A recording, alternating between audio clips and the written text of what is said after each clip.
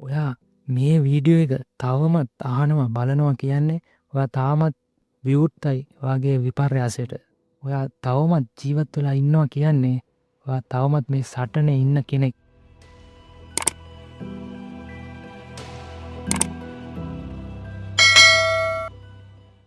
Am I too late? ඔබටත් මේව හැඟිලා තියෙනවද?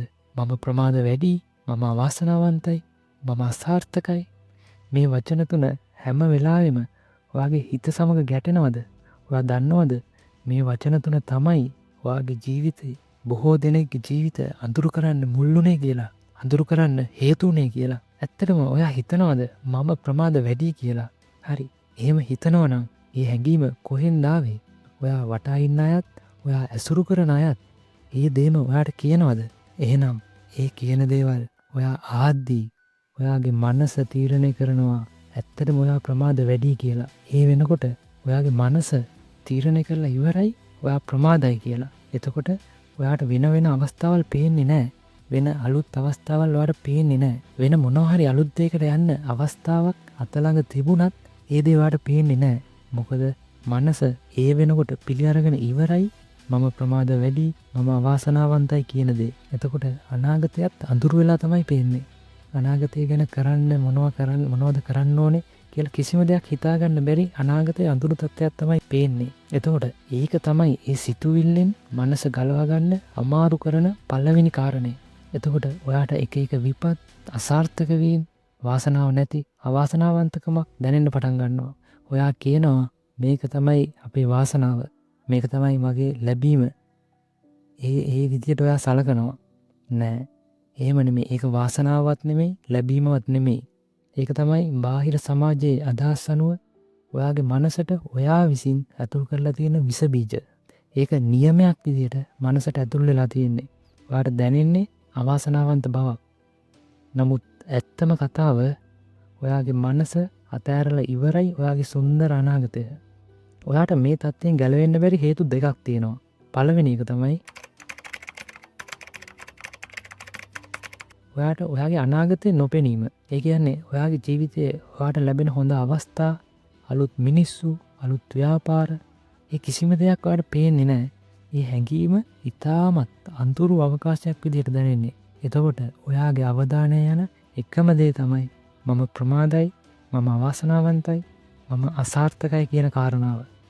එතකොට ඒක තමන්ගේ මනසේ ලේබල් වෙලා ඉවරයි. දෙවැනි කාරණේ තමයි ඔයා මතකේ තියාගෙන ඉන්නේ ඔයාගේ මෑත කාලීන අසාර්ථකත්වය. ඔයාට කලින් වුණ අවාසනාවන්ත තත්ත්වයක් හෝ අසාර්ථකත්වයක් ඔයාගේ මනස තාම අල්ලගෙන ඉන්නවා. ඒ මතකය මනසට කියනවා ඔබ තාම අසාර්ථකයි කියලා. මම ඔබට පුංචි උදාහරණයක් කියන්නම්. කර්නල් සැන්ඩර්ස්ගේ ජීවිත කතාව අහලා තියෙනවද? ඔහු අවාසනාව, ප්‍රමාදවීම කියන කාරණා දෙකම ප්‍රතික්ෂේප කරලා ජීවිතේ සාර්ථකත්වයට ළඟා කරගත්ත පුද්ගලයෙක්. ඔයා දන්නවද කර්නල් සැන්ඩර්ස් කියන්නේ KFC වල නිර්මාතෘ. ඔහුගේ ජීවිතේ පුරාම විවිධ වැඩ කරලා තියෙනවා. වෙලාවක ඔහු ගොවියෙක්, වෙලාවක දාමශේෂ්ඨ සේවකයෙක්, රියදුරෙක්, ඉන්ධන පිරවුම් ස්ථානයක කළමනාකාරවරයෙක්, සෙබලෙක්. නමුත් කිසිම ශේෂ්ත්‍රයක ඔහු සාර්ථක වුණේ නැහැ. ඔහුට නිතරම අවාසනාව, අසාර්ථකත්වය සහ අයහපත් තත්ත්වවලට මුහුණ දෙන්න සිද්ධ වුණා. ඔහු වයස අවුරුදු 66 දී තීරණය කරනවා චිකන් රෙසිපි එකක් හදන්න. ඒ රෙසිපිය ඔහු රෙස්ටෝරන්ට් වලට ඉදිරිපත් කරා. නමුත් ඒ රෙසිපි එක 1009 වතාවක් රෙස්ටෝරන්ට් වලින් ප්‍රතික්ෂේප වුණා. හිතන්න කෙනෙක් 10 වතාවක් දෙයක් අසාර්ථක වුණොත් ඒක අතහැරලා දානවා. නමුත් සැන්ඩර්ස් 1010 වෙනි වතාවටත් උත්සාහ කරනවා. එතකොට එක්තරා රෙස්ටෝරන්ට් එකකින් ඒ 1010 වෙනි වතාවට උත්සාහ කරපු චිකන් රෙසිපි එක පිළිගන්නවා. ඒක තමයි කෙන්ටාකි ෆ්‍රයිඩ් චිකන්. එහෙම නැත්නම් KFC කියන බ්‍රෑන්ඩ් එක. අද ඒ බ්‍රෑන්ඩ් එක ලෝකේ රටවල් 150ක අවුට්ලට් 25000කට වැඩි සංඛ්‍යාවක විශාලතම ෆ්‍රැන්චයිස් එකක්. එතකොට මෙතනින් කියලා දෙන පාඩම තමයි අවාසනාව කියන්නේ එක සිද්ධියක්. ඒත් අසාර්ථක වීම කියන්නේ විශ්වාසයක් පමණයි.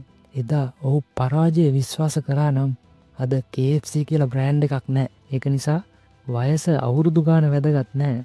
ඒක සංඛ්‍යාවක් විතරයි. ඔයා අද පටන් ගන්න ආරම්භය තමයි ඔයාගේ ජයග්‍රහණය. ඔයා මේ වීඩියෝ එක තවමත් අහනවා බලනවා කියන්නේ ඔයා තාමත් විවුර්තයි ඔයාගේ විපර්යාසයට.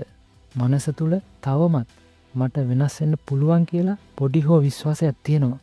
ඔයා පරක්කුයි කියන්නේ ඔයාට තවත් කෙනෙක්ගේ වෙලාවට හමු වෙන්න බෑ කියන එක විතරයි. ඒත් ජීවිතේ ඔයාගේ වෙලාව වෙනස්. ඔයාට අවස්ථා එන වෙලාව වෙනස්. අවාසනාව කියන එක, වෙහෙස මහන්සිය කියන එක මනස තෝරාගත්ත තවත් එක ඇංගල් එකක් විතරයි. අපි කෙනෙක්ට කියනවා ඔයාට හොඳ අවස්ථාවක් උදා වුණේ ඔයාගේ වාසනාව නිසා කියලා. නමුත් ඇත්තට මේක ඔහුගේ බොහෝ පරාජයන් පසුපෑම්වල පළවෙනි ජයග්‍රහණය වෙන්න පුළුවන්. Reprogram your mind. මොකද්ද මේ කතාව?